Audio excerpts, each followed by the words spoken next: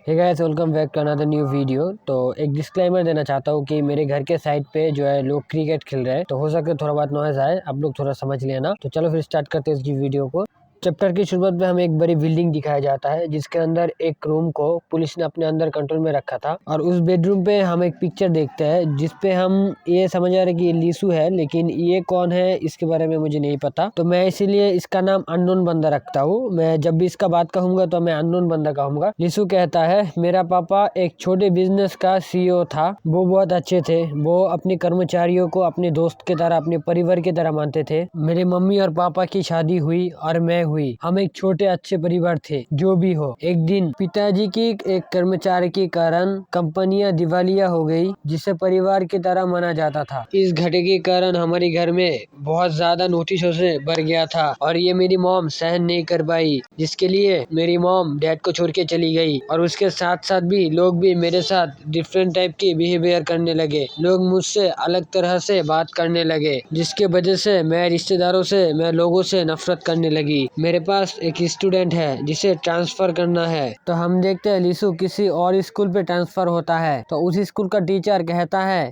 कि ये पिछली स्कूल में टॉप 1 रैंक पे था, तुम लोग इसे वेलकम करो। फिर टीचर कहता है, सब कुछ ठीक है, तुम अपने बारे में बताओ सबको। फिर लीसू कहता है, हाय आई एम लीसू, मैं तुम सभी का ख्याल रखूंगा। लीसू को मुंह से ये बात सुन के बहुत सारे बंदे कुछ सोच नहीं पाते। तभी एक बंदा ताली बजा रहा था, और लीसू देखता है कि पीछे एक बंदा ताली बजा रहा था, और हमको पता चलता है कि ये बंदा तो वही है ना जो पिक्चर में था। हाँ, ये वही है। चलो, अननोन बंदा ताली बजा रहा था, और मुझे लगता है ये डुओर है। अच्छा, डुओर उसे देख रहा था। चलो ठीक है, डुओर उसे देख रहा था। उस बंदे का ये हरकत देख के लीसू कुछ सोच नहीं पाता। तभी हम थोड़ी देर बाद का टाइम देखते हैं, जब लीसू सो रहा था, और तभी उसके टेबल पे कोई आके धक धक करता है और उसे कहता है, मेरे अंकल सोल से है। तुम सोल में कहाँ पर रहते हो? मैंने सुना है कि सोल के बच्चे ज्यादा अच्छा पढ़ाई नहीं करते, पर तुम कैसे टॉप 1 पर आ गई? ये तो अमेजिंग है। तो तुमने क्यों ट्रांसफर लिया?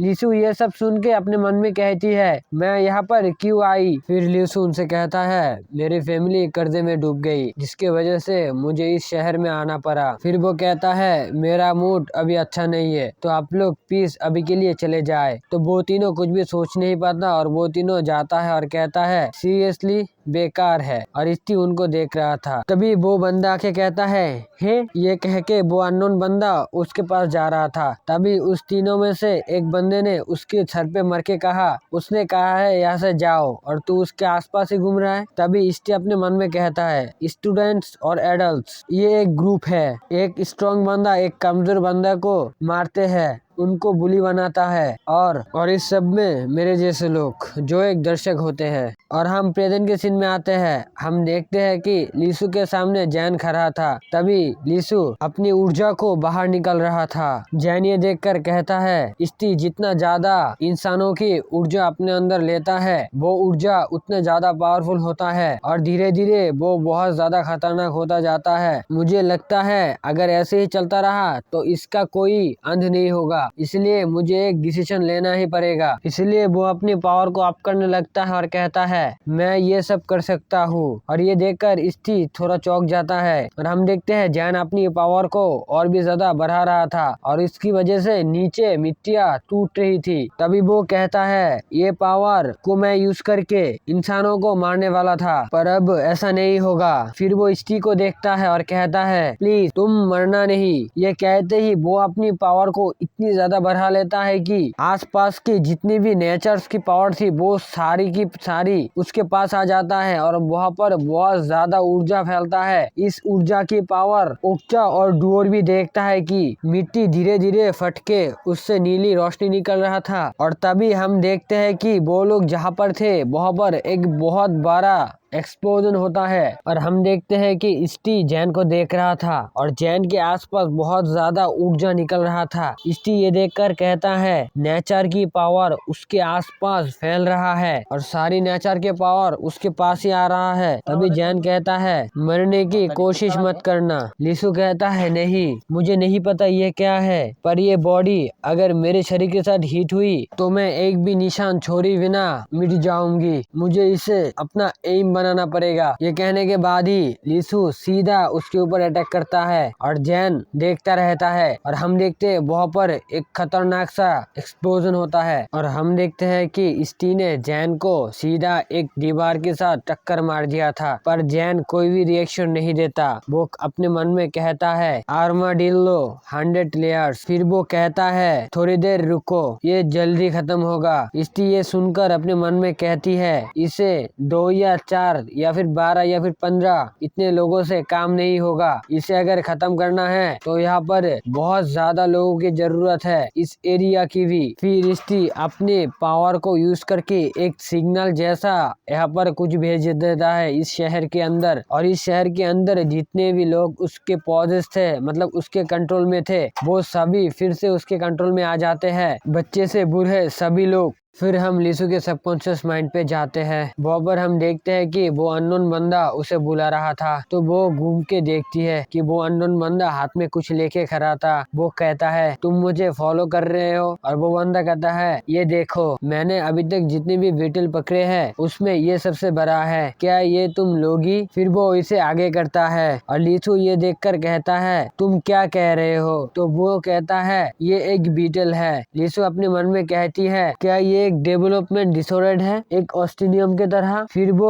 कहती है तुम ऐसी चीजें मुझे क्यों देना चाहते हो? फिर वो बंदा कहता है आप दूसरों से चलक है, ये बच्चे बहुत ही ज्यादा भयानक होते हैं और मुझे पता है आप बहुत स्मार्ट है। लीसु ये सुनकर कहता है मैं स्मार्ट हूँ मतलब? फिर वो बंदा कहता है मेरे ग्रैंडमा ने कहा है कि बादलों के ऊपर एक सिटी है, पर डुओ ने कहा है कि ये झूठ है, क्या ये झूठ है? तो लीसु कहता है कौन मरा? तो वो अननोन बंदा कहता है मेरे माँ और मेरे बाबा। फिर वो अननोन बंदा कहता है क्या सच में आसमान के ऊपर एक शहर है? तो लीसु ये सुनकर कुछ सोच के कहता है हाँ ये सच है। फिर वो घूम के जाने लगती है और कहता है मुझे फॉलो मत करना। फिर वो बंदा कहता है सच में? थैंक यू, तुम्हें ये चाहिए? फिर लीसु कहती है नहीं। फिर वो बंदा चिल्ला के कहती है थैंक यू लीसु, अपना ख्याल रखना, थैंक यू। और हम अगले दिन के स्कूल का सीन देखते हैं जहाँ पर लीसु को कोई ट्रांसफर स्टूडेंट कह के बुखारता है और लीसु घूमता है तो देखता है कि उसके पीछे डुअर खड़ा था। तो डुअर उससे पूछता है क्या तुमने योंगेट्स से मिला था? तो लीसु कहता है योंगेट्स कौन है? और यहीं पर हम लोगों को पता चलता है कि उस बंदे का नाम योंगेट्स है। जो भी हो come back to the story.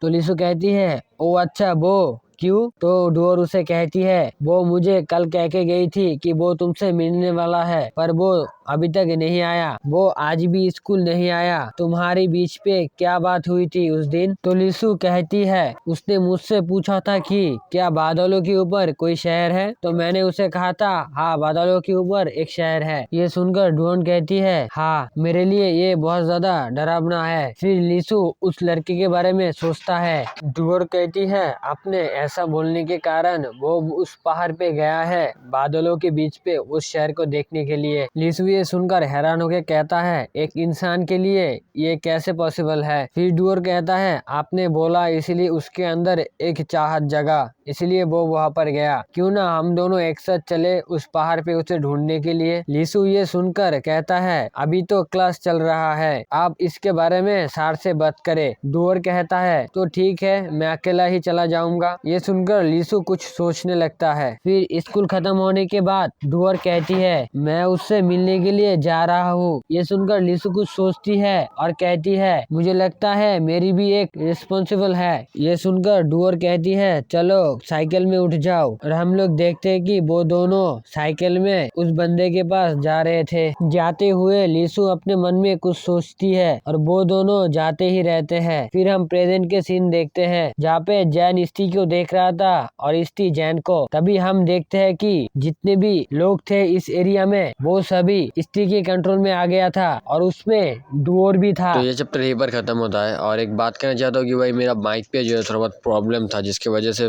Voice record नहीं हो रहा था। मैं बहुत ज़्यादा वॉइस रिकॉर्ड करता बहुत बड़ा, तो मैं देखता हूँ कि भाई वॉइस रिकॉर्ड नहीं हो रहा था। होता है छोड़ देता है, होता है छोड़ देता है, मतलब प्रॉब्लम था ना माइक पे, तो इसीलिए वीडियो एक दिन लेट हो गया, तो इसके लिए आई एम सॉरी। और नेक्स्ट टाइम से कंटिन्यू आएगा। अभी जो है माइक में सर्विस पे भेजा वो कल आ जाएगा। तो thanks for watching this video. And मुझे पता है भाई इस वीडियो में मैं इतना ज़्यादा अच्छे से एक्सप्लेन नहीं कर कर पाया। माइक का इशू था भाई, दो टेंशन एक साथ सर पे था। तो thanks for watching this video and don't forget like this video. और हाँ भाई, एक और बात, मैं डाउन साइड पे नीचे एक लोगो लगाया हूँ, देखो वो कैसा लगता है और ये भी कमेंट करके बताना।